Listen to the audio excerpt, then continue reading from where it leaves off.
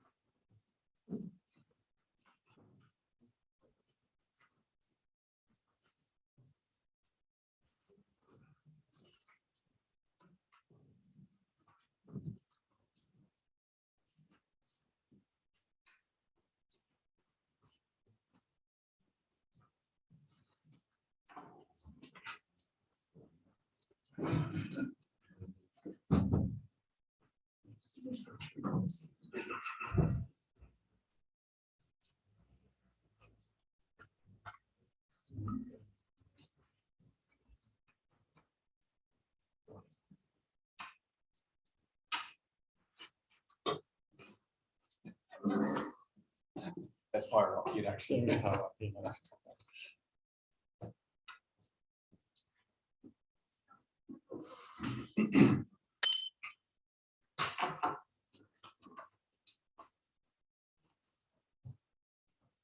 A number of guests duly introduced by fellows beg leave to attend your meeting. Is it your pleasure that I welcome them in your name? Thank you.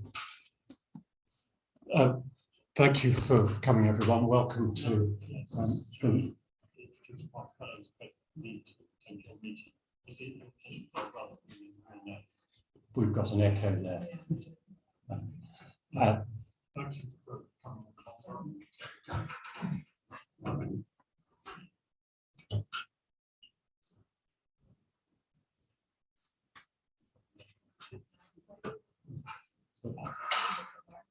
I'm hearing it through the loudspeaker. I'll just carry on. Thank you, everyone, for attending. This is a hybrid meeting, and we have a number of fellows who I also welcome who are joining us online. I'm delighted to be here in York for our ordinary meeting this week. This is a hybrid meeting, and we have minutes. Society of Antiquaries of London, ordinary meeting, Thursday the 18th of November 2021, online only. Professor John Hines, Vice President and Chair. The minutes of the previous ordinary meeting of Thursday 11th November 2021 were read and signed. The certificates of candidates for election were laid before the Society and ordered to be suspended in the usual manner.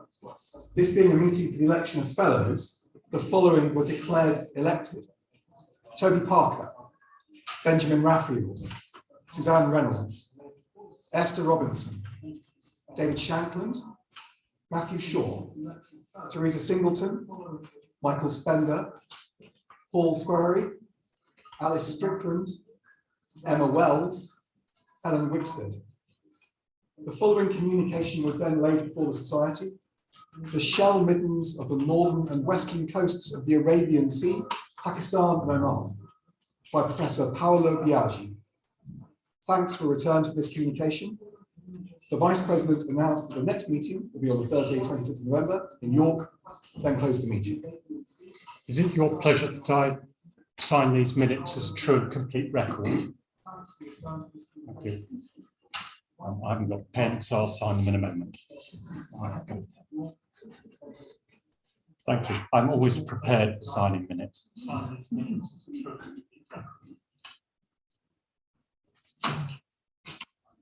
Certificates. These are the short versions of the blue papers. The full versions are available online and in Burlington House.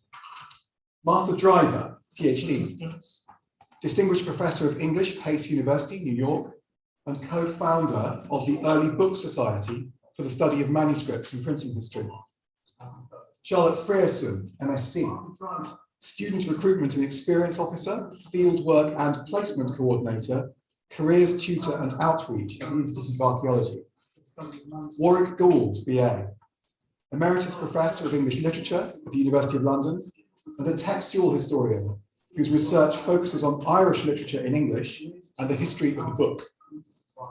Celine Griffiths, PhD, Heritage Manager and Director of the CBA in Wales, and has published widely on historical buildings and structures. Marie-Hélène Gros, PhD, Stained Glass Conservation Project Manager and Independent Scholar, whose research focuses on collection histories, the restoration and adaptation of stained glass, and the art market for medieval artworks. Catherine Harlow, PhD, Professor of Classics and Intellectual History, University of London, and Director of the Institute of Classical Studies. Is it your pleasure that these certificates be suspended in the usual manner? We now come to the main business of the evening, which is to hear a paper by Dr. Dave Evans. It's a great pleasure to welcome Dave to speak to you. I'm sure he is as well known to most of you as he is to me. He's had a long and distinguished career, over 40 years it says here, but I can't believe that, working in universities, local authorities in many parts of the UK. As you probably know, he's worked since 1987 in the Hull East Riding, Humberside, we're allowed to call it that still, area, as county archaeologist and as archaeology manager for the Humber Archaeological Partnership. His contribution across medieval archaeology and post-medieval archaeology is extremely well known to those of us who work in this area and beyond. He's had strong links with the Hanseatic region in Germany.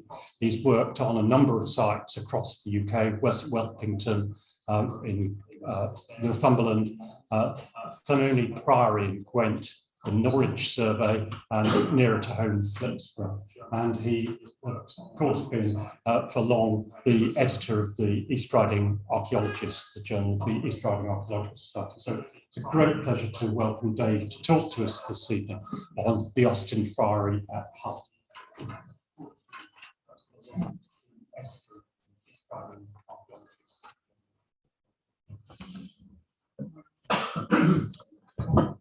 Good evening. Can you all hear me? Good. Right.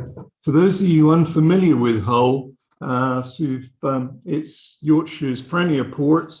It was its third largest historic town during the Middle Ages, and it's located about 40 miles to the southeast of York, alongside the River Humber.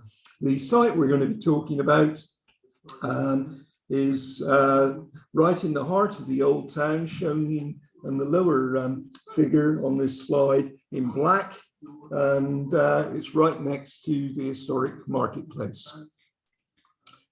So with the order that we're talking about is the Austin Friars. Now, in contrast to earlier monastic orders, who often opted for remote rural seclusion for the sites of their monasteries, the friars went out into the community and actively preached the gospel.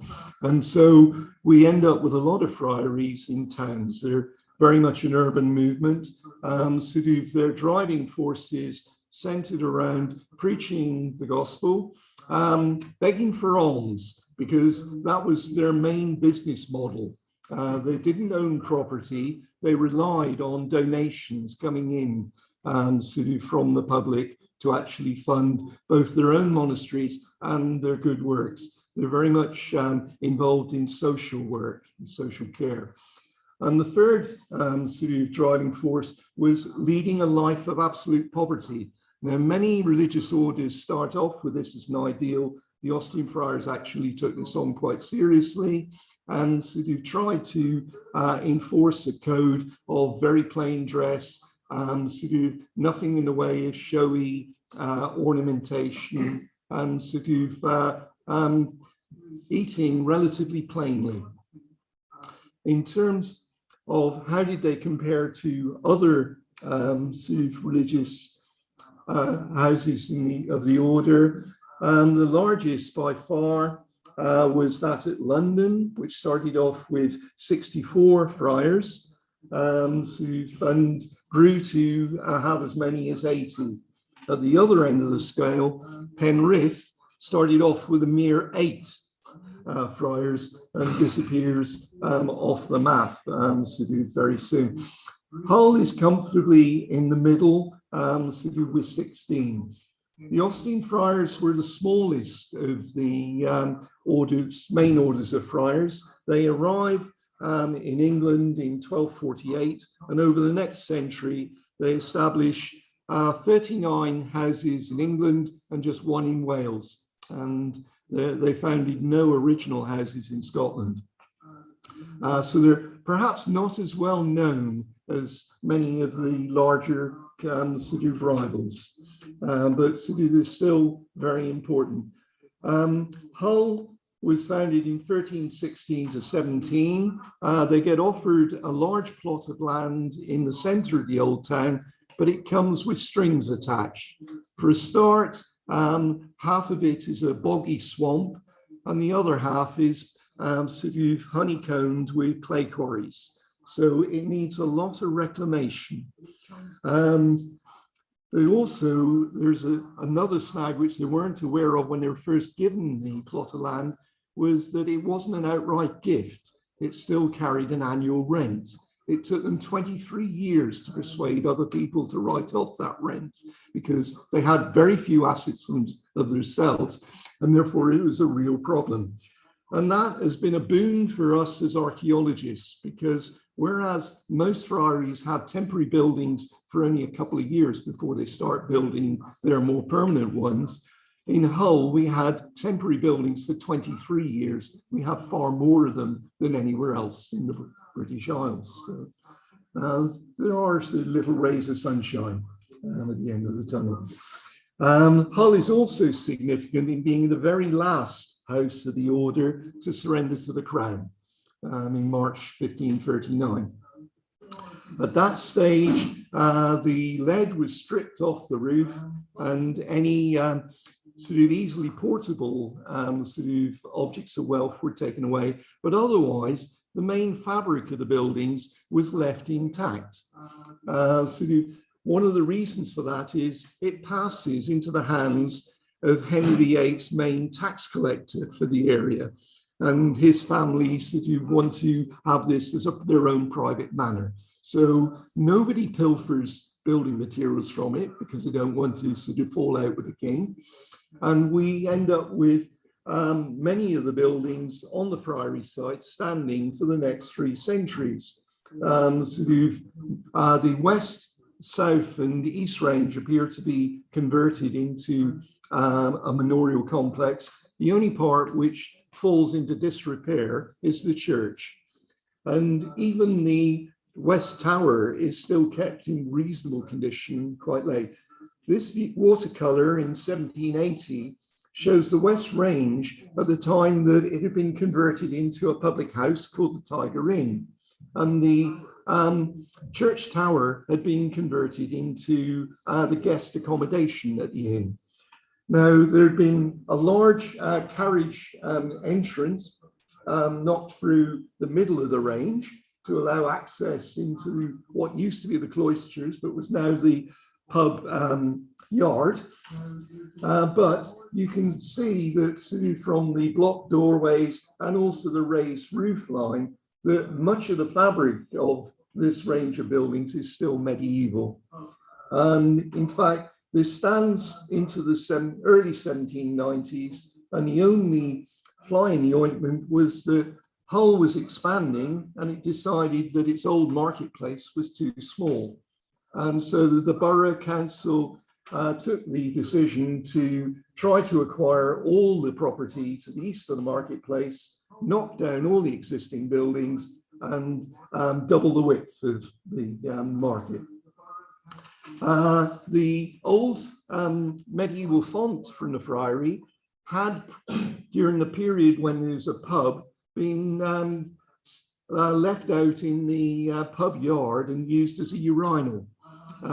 It was then sold to a family at Welton, and we wondered what had happened to it. So we went looking and found it now in use as a bird bath in somebody's private garden. Obviously the base consists of modern building materials reused, but the font basin itself is still absolutely kosher.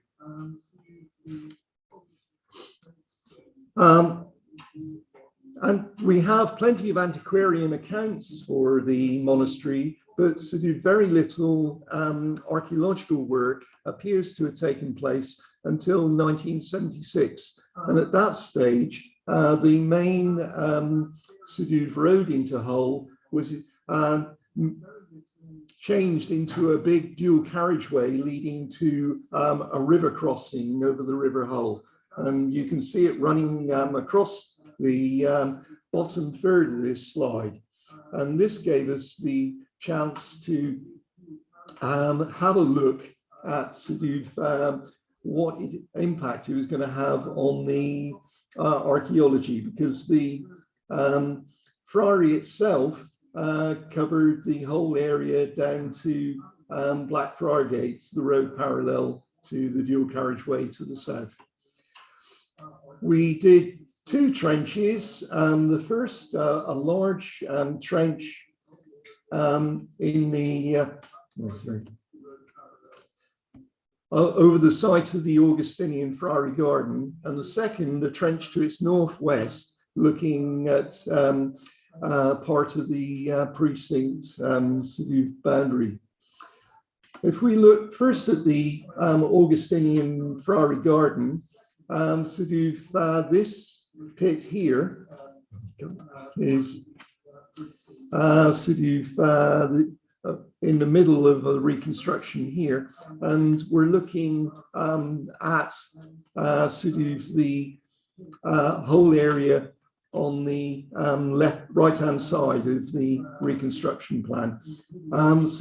Antiquarian sources tell us that the garden survived into the post-medieval period as spacious courts with fountains left in situ.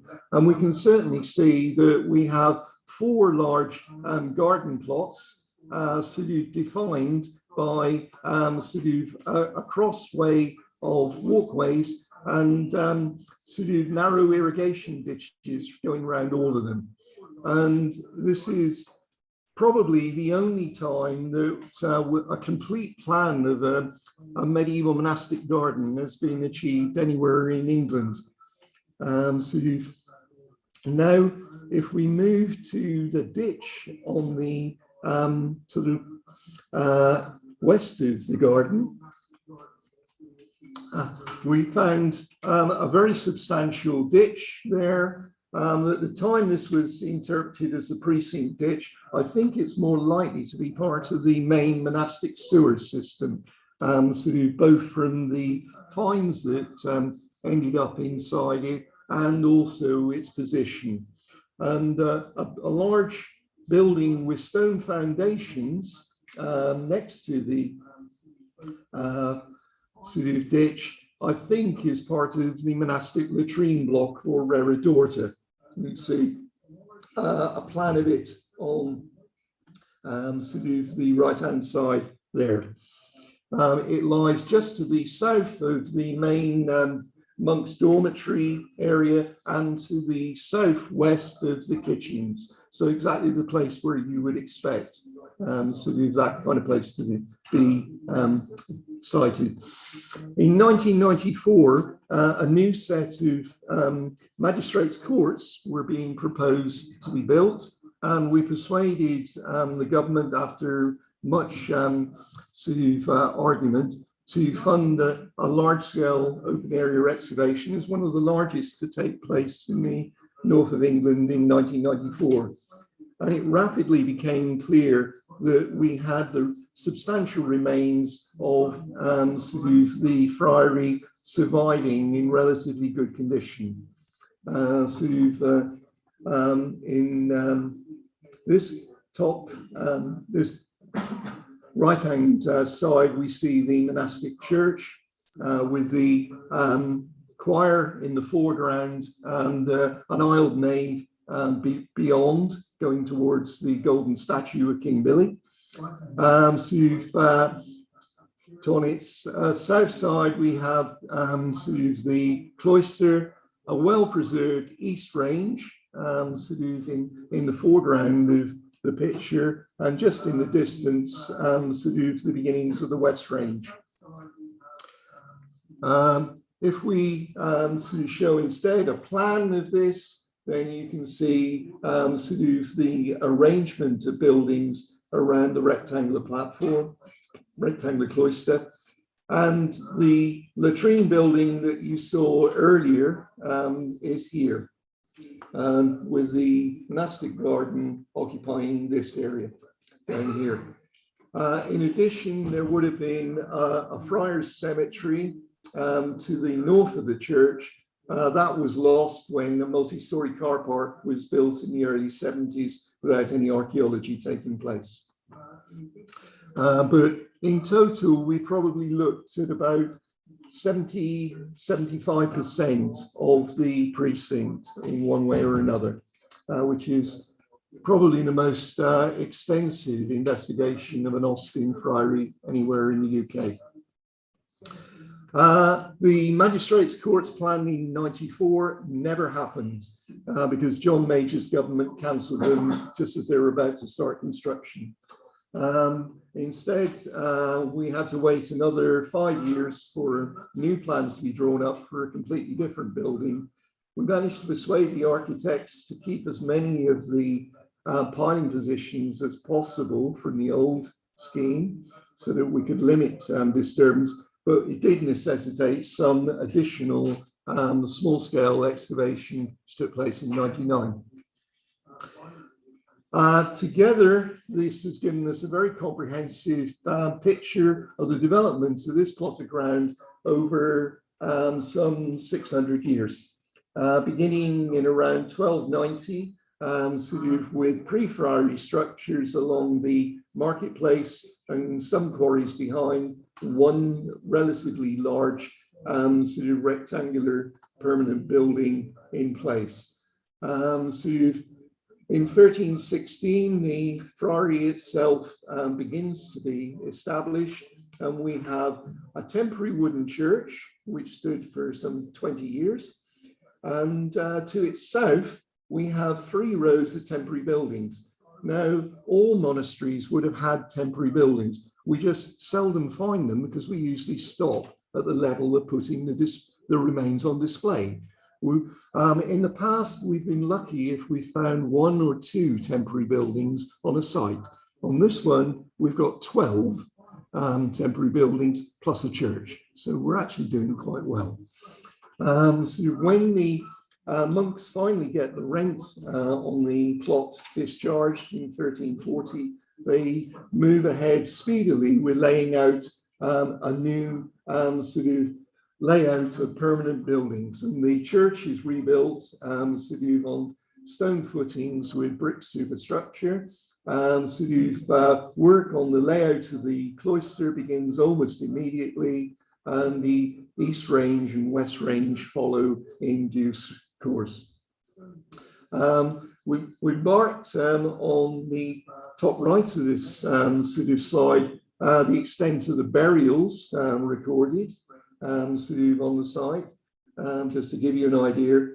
And then in the post-medieval period, the 17th, 18th centuries, the main monastic ranges were still retained in use, but we do have a number of additional structures sort of added in around them. And we particularly get sort of many more wells and cesspits sunk in the yards. And so we do look at that. And then sort of between 1790 and 1806, the whole of the plot was cleared of buildings so that the marketplace could double in size. And after that, we start seeing a whole new layout of streets, pubs, sort of a prison, a new meat market. And in 1887, a great new sort of late Victorian market hall. And finally, in May 1941, 4 nights of very intensive bombing flattened the lot and burned most of the buildings to the ground. So quite an interesting sort of sequence. I'm only going to talk about the medieval tonight, so if that's any relief. So the pre-Friary buildings, we had sort of build a row of buildings developed along fronting onto the marketplace frontage to the right. All that we're seeing is the backs of the buildings, and we picked them up mainly in sondages. Behind them in the yards, there were extensive clay quarries. Again, we haven't really got enough to plot the full extent of all the quarries, but we can see the general trends. In terms of the buildings on the frontage, we're looking at timber buildings with clay walls. And we get the backs of rectangular buildings represented by hard, dark rammed clay floors. The walls are built of clay with wattles reinforcing them. Those clay walls have subsequently slumped outwards, and so we get these broad, paler bands of clay delineating the walls, sort of running alongside the darker clay floors. And in the sections, we get sort of wonderful thin black lines of compressed organic floor coverings. This is things like strewn rushes. And so a wealth of environmental evidence turning up there. The buildings have pitch tile halves. The roofs are supported on padstones set within the clay walls. And as we saw earlier on one of the slides, we had one more permanent building on chalk foundations set in the yard area. Now, this may be something like an early oratory. We don't know. There isn't enough documentary evidence or anything else to be able to say with certainty what we're dealing with there. The clay quarries are very extensive. Here's a cutting just running through one of them to give you an idea of the scale. They're up to 12 meters in diameter and 2.5 meters deep. As the site was reclaimed, in the early 14th century, we start getting huge quantities of rubbish being brought onto the site from elsewhere and tipped in. So there's stable manure, there's cobbler's waste, there's all sorts of material being moved from middens elsewhere in the town. It's a wonderful wealth of environmental material. And so unfortunately, because they're clay quarries, even though they make a very good attempt to compress the fillings, later in the Middle Ages, those would settle. And every so often, the floors in the church have to be leveled up to make up for that settling. So it was a bit of a curate's egg. The first years of the Friary had to see a temporary church erected. It's got quite a large aisled preaching nave, where the main weight of the roof is taken on low brick sill walls. The outer walls are far more insubstantial because they're not really load bearing. And we have in the center a small expansion shown on either side, which I think marks the position of a bellcote in a central position, over the nave. Certainly at the east end, in the southeast corner, we have a semicircular brick setting for a staircase, which suggests that you need access to a first floor level, perhaps for bell maintenance. And here we have, in the same position that the later step between the nave and the choir would be, we have the narrowing for an entrance into a choir. So that obviously led to the east of the nave, but we never went deep enough to actually be able to identify its full size and extent. So you can see the south aisle marked out here. There would have been a comparable north aisle sort of in position up there. We've certainly got the floor surfaces to go with it, and we have some internal burials as well. So it's probably just beyond sort of the excavated limit of the site. If we look at that from the air, you can see within the later church on stone foundations, you can see these low brick sill walls surviving in places, which belong to that early church. Here we have the, on the left, we have the sort of big pier base for a period to church, the permanent church, but to its right is one of the low brick sill walls of the earlier timber church. And again, on this side, the south aisle, we have, again, a pier position in stone for the later church, but right next to it, the brick sill for the early timber church. And we also have surviving floor levels. You can see here's this sill wall there, and right next to it, a series of dark organic floor levels running sort of across the site in section. To the south were 3 parallel rows of temporary timber buildings. Some of these are workshop buildings. Others may well be for accommodation, kitchens, etc.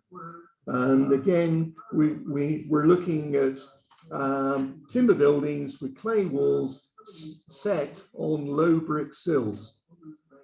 So in the north, we have a north terrace running along here, just a small gap, a passageway, and then just to its south, another second row going through, and down even further south, the beginnings of a third row, which would have continued beyond the southern limit of excavation. One of the buildings in the northern terrace has 7 industrial hearths inside it. And with such a fire risk, it actually caught fire twice, burnt to the ground and rebuilt. Here you can see how well the low sill walls of these buildings survive, and that sort of in places we have pad settings for the timber uprights placed within the walls.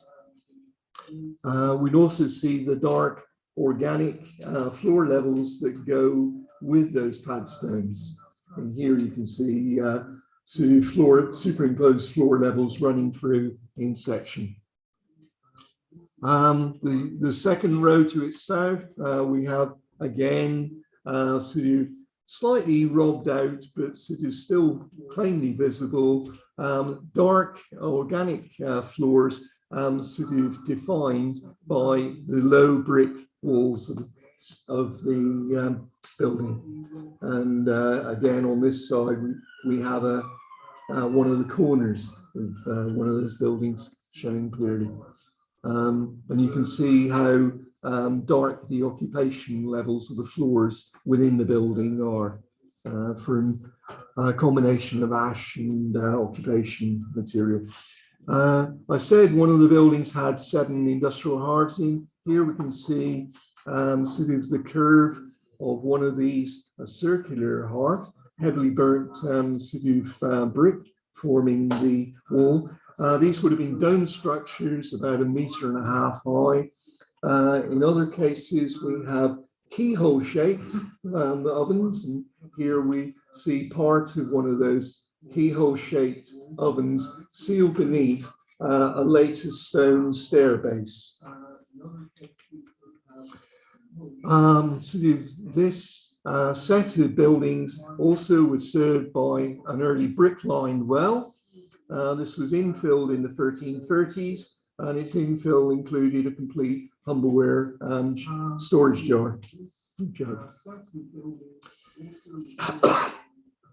In around 1340, the sort of rent on the Friary is finally discharged, and we start work on the construction of the permanent complex. I'm going to begin with looking at the choir and its adjoining chapels, then move to the nave, the cloister, and then the east and west ranges. So here's the choir, set on stone foundations with cruciform buttresses at all the corners. The top right has been removed by later activity. Sort of external buttresses running along the side. And then within the sort of interior of the choir, we get the high altar at the east end, and just to its north, the position for a bracket piscina, sort of where the communion vessels would be washed out sort of during service. On either side of the choir are the settings for rectangular choir stalls. Sorry. And then at the west end of those choir stalls, we have brick altar positions, sort of, and over in the northwest corner of the choir, there's a brick setting, a plinth for a statue. Here's the choir viewed from the air, and you can see this is a view from the north, and on this side, the northern side of the choir, sort of the choir stalls overlie a hollow passage, an acoustic passage, whereas on the southern side, sort of the choir stalls are set at ground level. The high altar, there's a detail of it there, what survives there, and the position of the piscina, and you can see one of the external buttresses just on the east side of that. I mentioned that there is an acoustic passage underneath the north choir stall. Now, this follows sort of the advice of the classical writer Vitruvius, sort of where he commented that in Greek theatre, hollow metal jugs would be placed beneath the stage to improve the acoustics of a building. And sort of in the Middle Ages, copies of Vitruvius's manuscript are known to have been present in England. There are at least 23 copies. One of them is in the library of the Austin Friary at York, which is the mother house to the whole house. So they clearly were aware of the theory of this. And we can see that it was being put into practice at nearby Howden, just 25 miles to the west of Hull, where again, sort of antiquarian observations in 1670 record sort of acoustic jars still in situ under the choir within the minster. In this one at Hull, all of our pottery jars have long been removed. We don't know whether the theory works. Sort of the lack of a a comparable acoustic passage on the south side is not necessarily that critical, because acoustic jars could also be built into the fabric of a wall and set horizontally with their mouths facing into the building. So it may be that they're trying a vertical arrangement on the north side of the choir and a horizontal arrangement slightly higher up in the walls on the south side. We also get acoustic passages at Fountains Abbey and a number of other well-known monastic sites in Yorkshire. So it's clearly being followed. Whether it worked or no is another matter. At the west end of those choir stalls were brick altar bases. And sort of on the north side, we have two superimposed bases. And the lower one is shown here, edged all along one side by a row of reused molded brick jambs from an archway. That stayed in use for quite a long while and then is rebuilt at a higher level, this time just using brick rubble. We know that in 1520 there were altars dedicated to St. Catherine and to Holy Trinity. Now it may be these two, but there may also have been altars in the north and south chapels, we don't know. Right. On either side of the choir are two flanking chapels. The one to the north, we were able to excavate part of. Its northern extent lay just beyond the limit of excavation. And that one contained a dozen burials of both sexes. The south chapel, its counterpart, probably identical size, so it is shown on the right. That one had just one single central burial, somebody of some significance. So very different treatment. To the west of the choir, here's the remains of an aisled nave, where the main nave arcade was divided into four bays by a series of large plinths that supported the main piers for the roof. And those have stone foundations and then brick superstructures where they survive. Most of the plinths survive, but some have been damaged by post-medieval truncation, where cellars and so on have got in the way. We can see in this view from the air, again, just how well some of these main plinths survive, whereas others, such as this one, have been substantially robbed by later activity. Along the south aisle in the wall are set a series of burial niches. We had a row of four. There may well have been a comparable row of burial niches in its counterpart in the north aisle, but that lay just beyond excavation, so we don't know.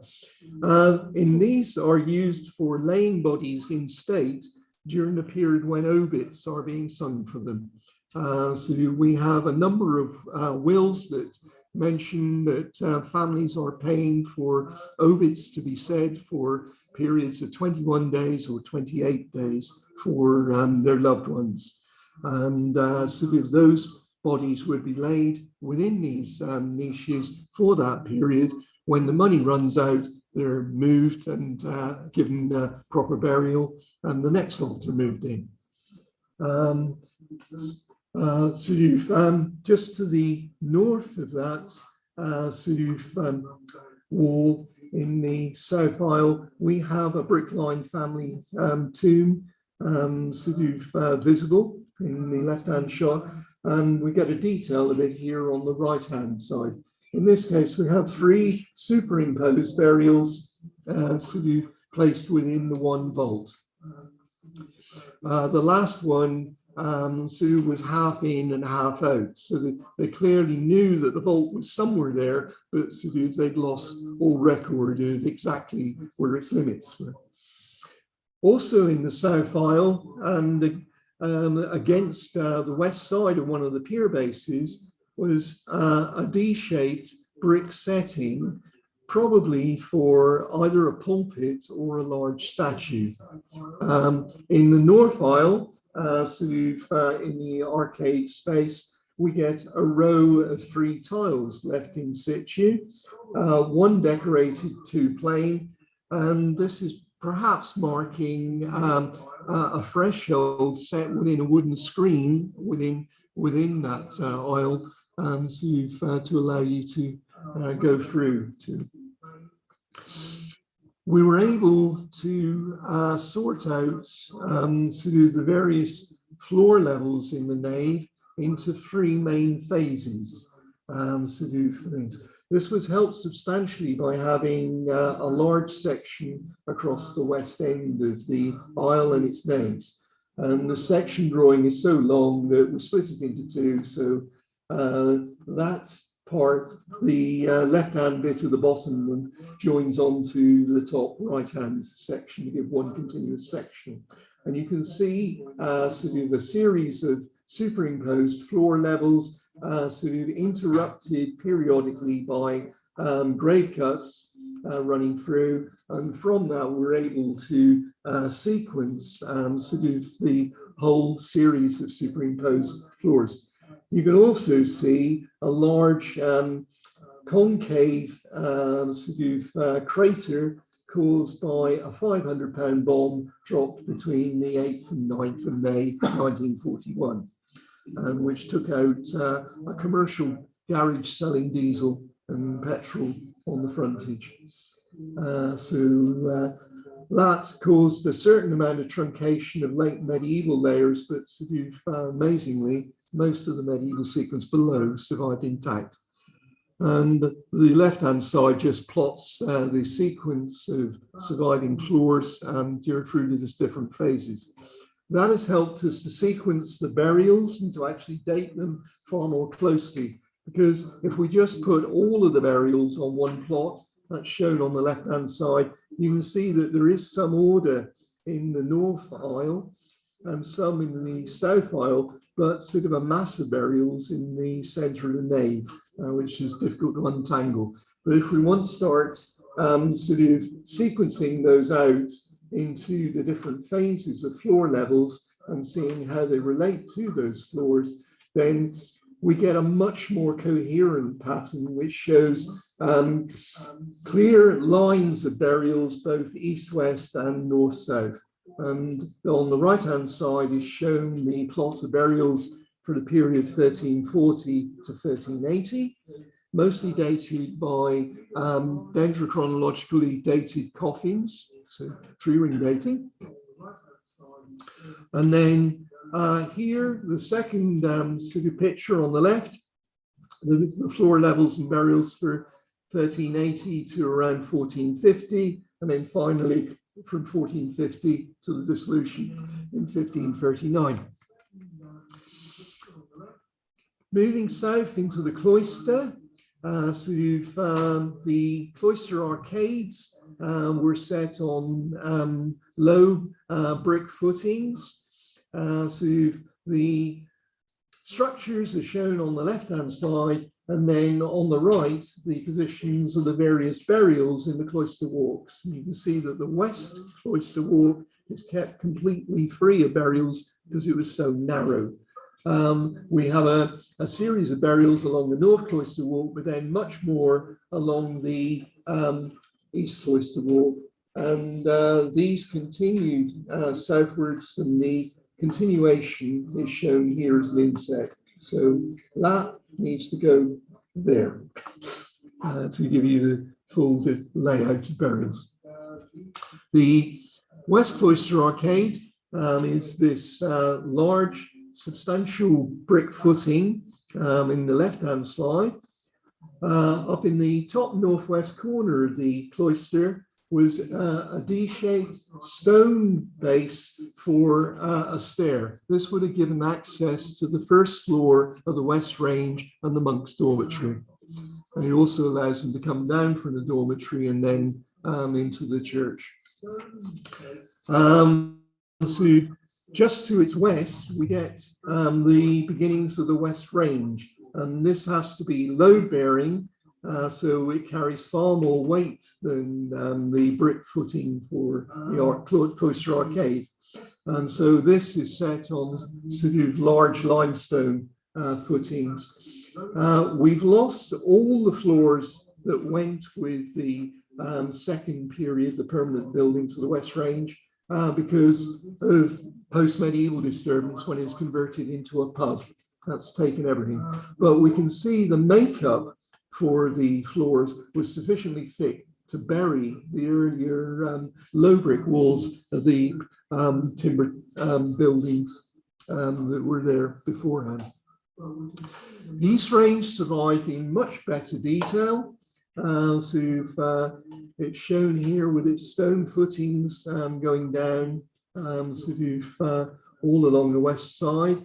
The only major disruption were the cellars of an 1817 pub, the Marrowbone and Cleaver, which took out a large swathe across the site, very conveniently giving us an east-west section through the cloister and the East Range.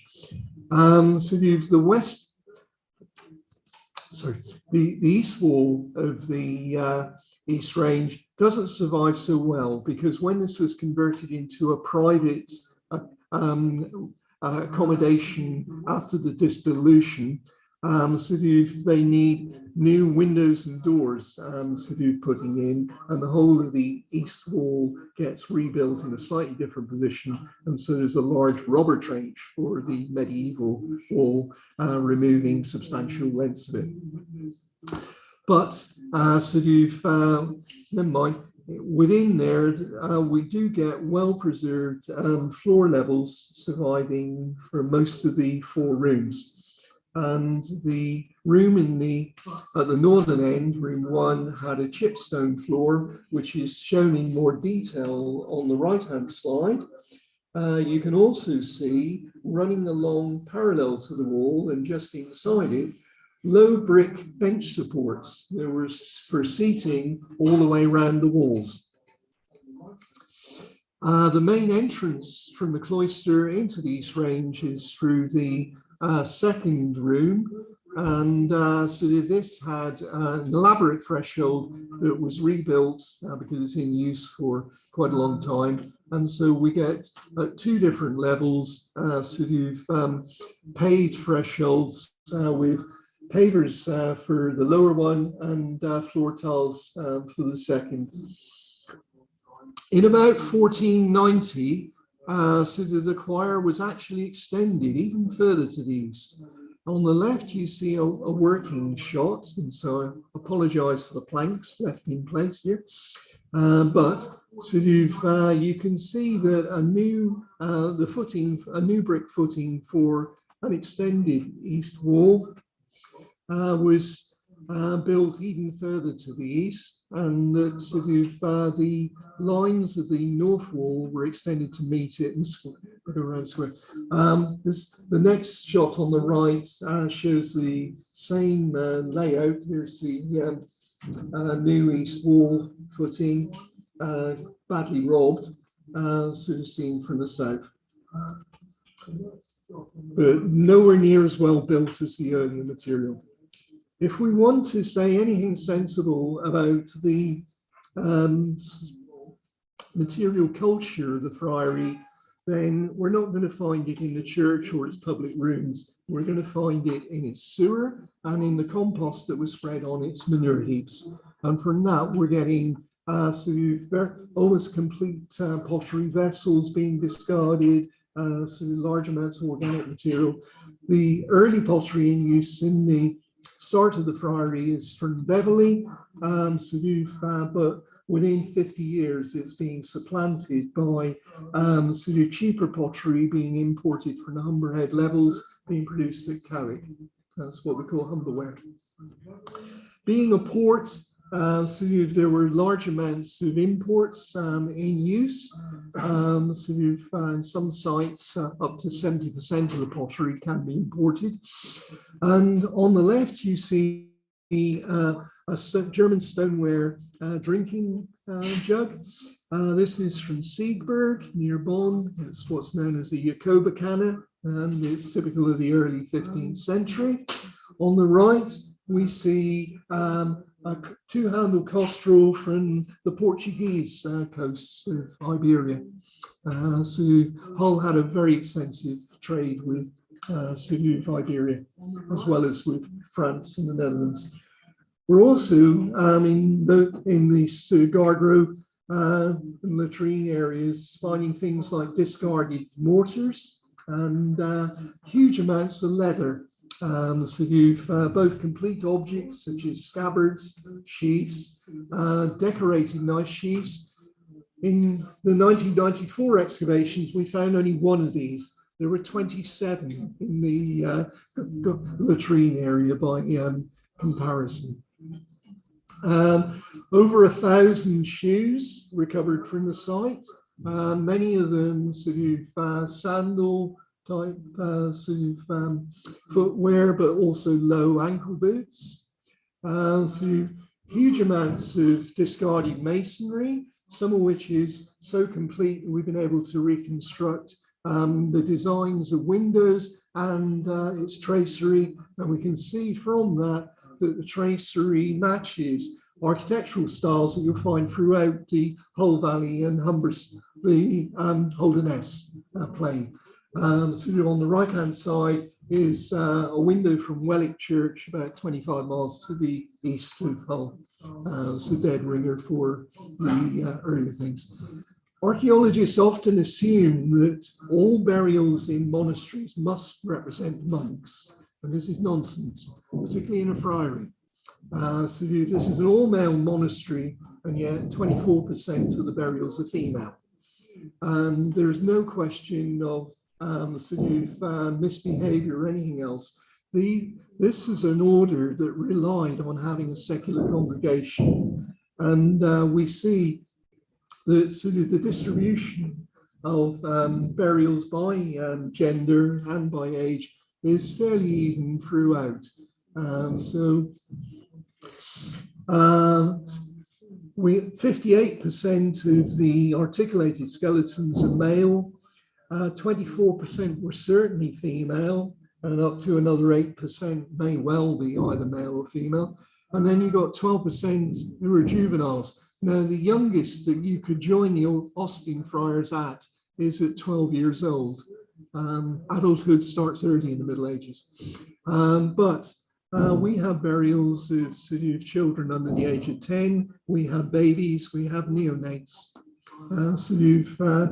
This is part of a secular congregation who choose to be buried here. So on the right, you can see the age profile, how that changes. Almost 23% of the burials are in coffins. The great majority of these are made from Baltic oak. We had 44 well-preserved coffins. We know that there were, from the shape of grave cuts, there were originally about 60. And although 2 of these are decorated, all the rest are plain, but they do use quite sophisticated carpentry, doweling and pegging to hold them together. They're not nailed. And the coffins are not just for the adults. In this case, we have a miniature coffin for a 26-week-old baby that died inside the mother, and that child is given her own coffin and is laid over the mother's leg, who's also in a coffin. And so there's a real element of care here in the way that people are looked after. This is the largest excavated assemblage of Baltic oak from any site in England, and the great majority of the coffins fall in the period from the 1330s to the 1380s. Around 1400, there's a complete change in burial practice. From then on, everybody is buried in shrouds. I think there's only 2 softwood coffins buried after 1400. Our period when we got these coffins corresponds also with the period of the Black Death. And in fact, we have 3 coffins which are made from planks taken from the same tree, showing that they're made in very quick succession from one another.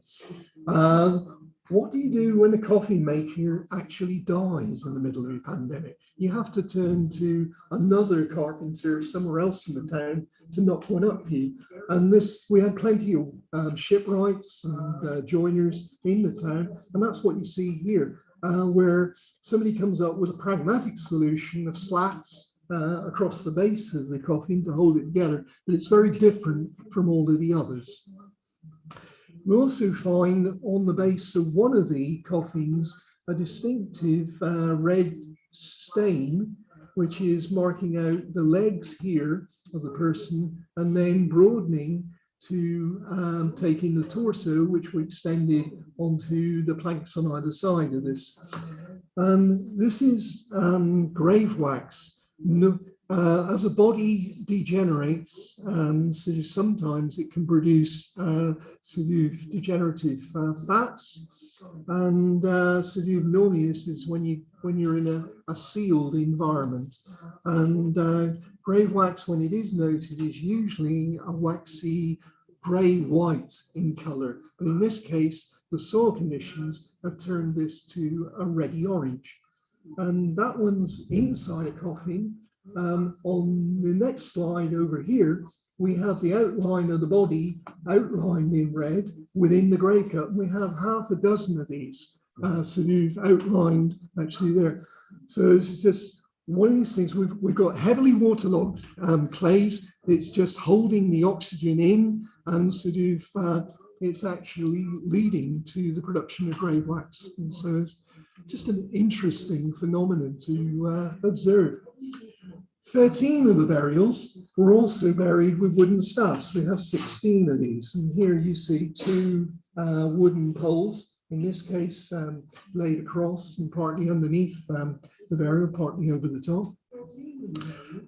This is part of a larger tradition, which isn't often reported in this country, of burying people with wooden sticks and rods. So usually hazel is preferred because it's a species associated with regeneration. If you stick a pole in the ground, it often will take root and shoot. And so it's that notion of resurrection.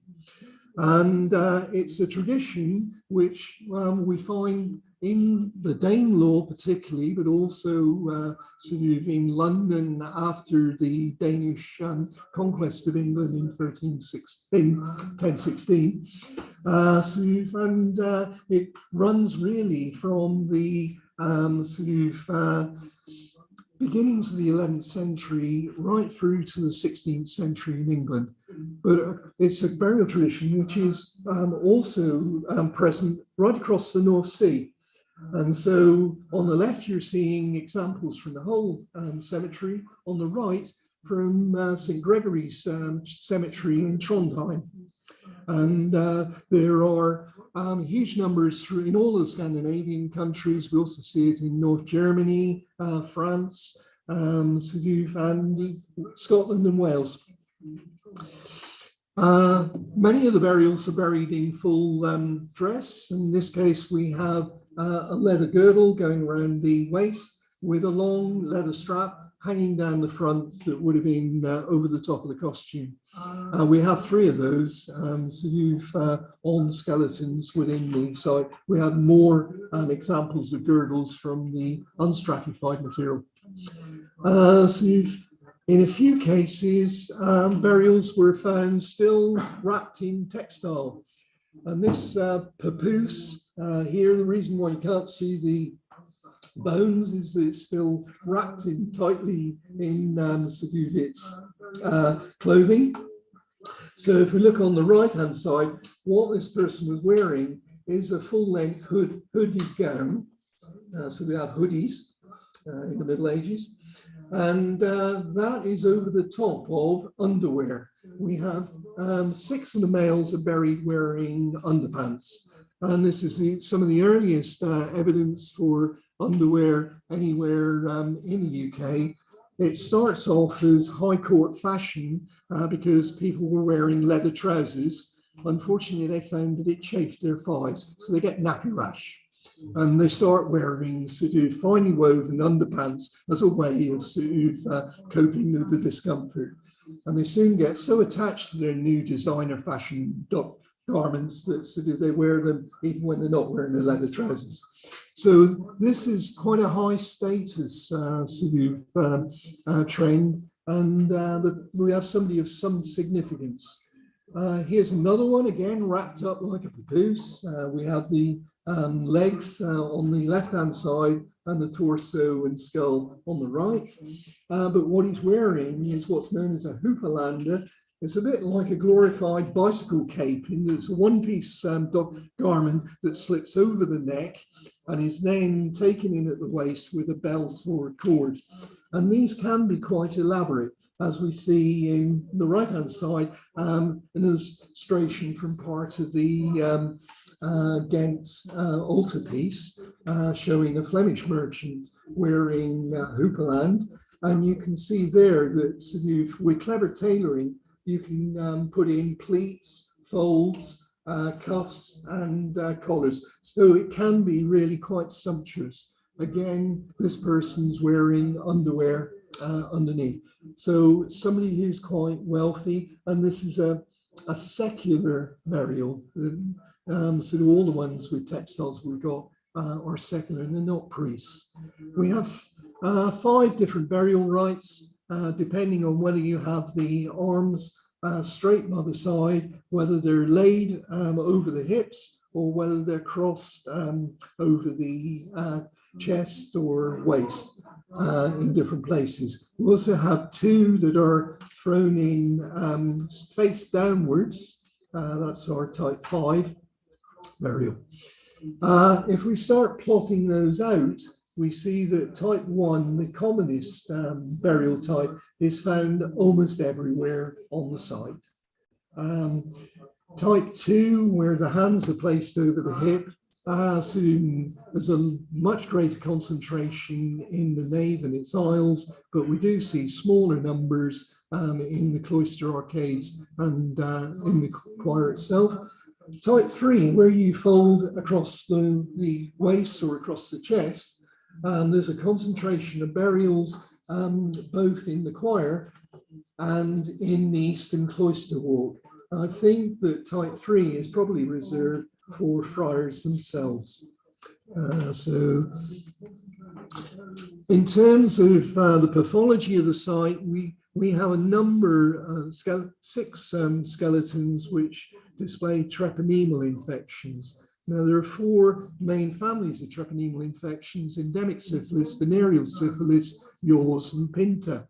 There's certainly a lot of publicity given to the incidence of syphilis turning up in Europe right at the end of the 15th and early 16th century. But it also coincides with a greater advance in printing. And so you're going to see a much wider circulation of illustrations. You're going to see much more reporting of things, and also people being able to describe the symptoms means that you're going to get far more instances being reported. But we have one other possibility to consider now, which is yaws. Presently, these days, confined to some 15 equatorial countries. It's mainly considered a disease of the tropics, but DNA analysis of material from a cemetery in Vilnius identified its presence in one of the victims there. That doesn't mean that all of the victims across Europe must now be yours, but we do have to at least consider it in any option. Whatever, we have it on this site, and we've got some quite dramatic illustrations. And in this case, the lesions of Carey-Seeker infections are plainly evident on the skull of one of these skeletons, and the normally smooth surface of the bone of the limbs of the same skeleton have been very badly attacked by the infection. You see this upper arm on the left-hand side and this upper thigh on the right. Even when we were excavating it, it was obvious that the bones were horribly swollen when they were in the ground. And we can see once they've been cleaned, that they've been horribly ravaged by this disease. We're certainly not the first site to produce evidence of treponemal skeletons long before Columbus ever set sail for the Americas in the 1490s. So we had a look at half a dozen skeletons that had this from the site. They're all secular. There's a mixture, they're 50-50 of male and female. And we also had a look at their diet to see how that might affect any radiocarbon dates. And one of the things that really stood out is that there is a very high level of eating eel and freshwater fish, which is something that can potentially make a radiocarbon date look much older than it actually is. And so we had complicated mathematics used to try to correct all these things. And that is coming out with a model like this, which suggests that all the radiocarbon dates for these skeletons are falling in the late 15th and early 16th century, with perhaps some greater likelihood of them being early 16th century, which is fine and dandy until you look at one more skeleton that we had a look at, which shows exactly the same profile and should be after 1500 in terms of date. Unfortunately, it's from a skeleton inside a sealed wooden coffin made from planks felled from a tree felled in the winter of AD 1362 to 3. Which is a century and a half earlier than the corrected radiocarbon estimate. So either the radiocarbon determinations are out, or we still have some work to do to perfect how we correct our dates to relate them to calendar dates. We have other diseases on the site. On the left-hand side, you see the spine of somebody who has diffuse idiopathic skeletal hyperostosis. This is a disease that is very prevalent amongst the corpulent middle-aged males who eat far too rich a diet. And instead of having individually separated vertebrae, you start getting a sheath of bone growing over the whole thing and holding it in place. And we also have numerous instances of arthritis, so in this case spondyloarthropathy in the hands and feet of a skeleton. So what can we say about the people who are buried here? So certainly around 40% of them appear to be secular. If we just looked at the conventional dress accessories, we would think nothing much to write home here. We haven't got any finger rings, we haven't got any fancy flashy silver buckles or gold or anything like this. It's a bog standard assemblage. So the only thing that's slightly different is we do have a large number of these crescent-shaped buckles. We have about 18 for the site. And we're also seeing similar concentrations of that type of buckle turning up in the Austin Friary at Cambridge and other Austin sites. So that might be something to do with it. But we know from the textiles that there are far more substantial people here than the dress accessories might suggest. And we see the same pattern from the wills lodged with the York Diocese, where we can see that actually there are some very wealthy merchants and significant people who have chosen to be buried here. And so some of them very significant. So we have a former Lord Mayor of Hull. We have people, Thomas Preston, he left an estate of some £337, but a tenth of that, almost like a tithe, he leaves for re-roofing the church.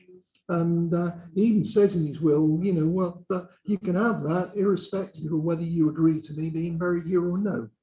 And we see a similar attitude with Richard Wetwang, a York cleric in the 1450s, who pays for the east window to be enlarged and the whole choir to be covered with lead. Again, irrespective of whether you're doing. Yet another one who isn't listed here, William Alcock. Now, one of his sons is Bishop Sir Alcock, who's the Alcock Chantry in Holy Trinity is named after. He's the founder of the predecessor to Hull Grammar School. They're not insignificant, and the reason that they're choosing to be buried here rather than across the road in Holy Trinity is because they're linking themselves with the fact that the friars are doing something for the poor, and they really are doing. And we see this in other wills that mention the friary, even when they're not asking to be buried here. And so John Gregg, one of our wealthiest merchants, his wife had already left the money to set up Gregg's Hospital to look after widows and orphans, but he leaves enough money when he dies in 1437 to look after the poor in Hull for 10 years and the poor in Beverley for another 5 years. Plus, he leaves a very substantial gift of land to endow his wife's hospital, and that keeps it going for the next 2.5 centuries. And on top of that, he leaves 20 shillings each to the Austin Friary and the Carmelite Friary in Hull to buy grain, and a further 6pence a week to buy food for 5 years, just to feed the poor. Now, I mean, this isn't the equivalent of a modern businessman writing a £50 check to Oxfam. This is somebody really trying to make a difference. And it goes against all the grain of Yorkshire people being tight. I'm sorry, but they may have been hard-nosed businessmen during their working lives, but when faced with death, these people are enormously generous. And we see the same pattern in York, we see the same pattern in Beverley, where the merchants, the guilds, and the friaries are working together to look after the poor.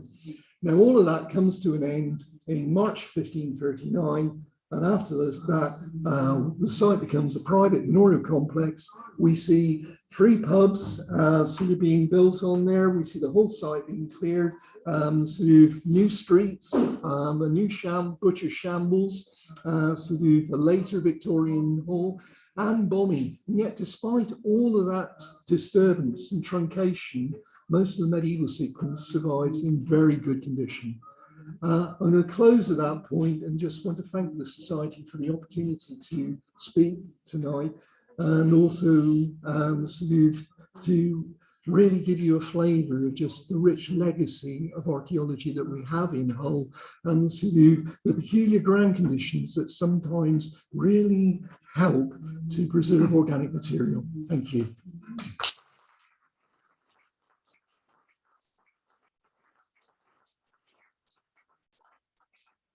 Thank you, Dave. I'm conscious that we have a reception outside, so rather than doing questions now, can I suggest that people who want to follow up on what's been an absolutely fascinating and very full account of this really important site, talk to Dave over a drink. Before we just give a formal vote of thanks to Dave for that and express our thanks in a normal way, can I just give notice that the next meeting of the Society will hear a lecture by Professor Teresa Singleton on the archaeological heritage of slavery in the United States. Will be held in Burlington House on Thursday, the 2nd of December. Thank you very much, Dave, for a fascinating and really rich lecture.